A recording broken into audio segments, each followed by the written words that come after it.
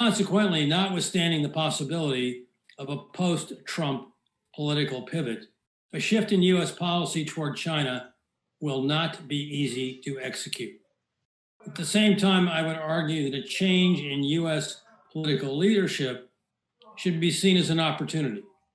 With a disciplined framework of engagement that offers mutual benefits to both nations, there is much to be gained through a rethinking of the U.S.-China relationship. Call me an optimist or call me naive, the best opportunities often arise during periods of maximum stress. And that is precisely the case today. In the spirit of mutual engagement, I would urge a Biden administration to reopen negotiations on a U.S.-China bilateral investment treaty. A BIT, as it's known, offers meaningful opportunity for rules-based market opening initiatives that would benefit the opening up and growth potential of both the United States and China. The two nations came close on a BIT during the Obama administration, but then politics got in the way. Shifting political winds in the United States offer an opportunity to resurrect this approach. The U.S. currently has BITs with 42 nations.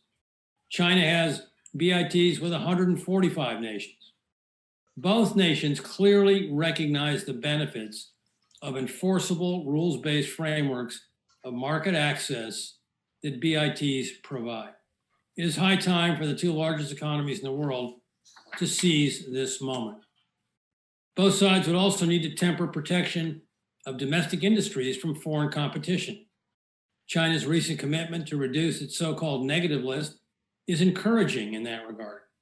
That would put the burden on the Biden administration to reduce America's recent expansion of its so-called entity list, thereby diffusing the weaponization of U.S. trade policy aimed at global value chains in general and China in particular.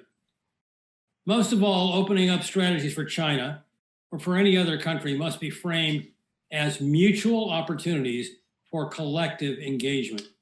No one country can successfully execute an opening up on its own.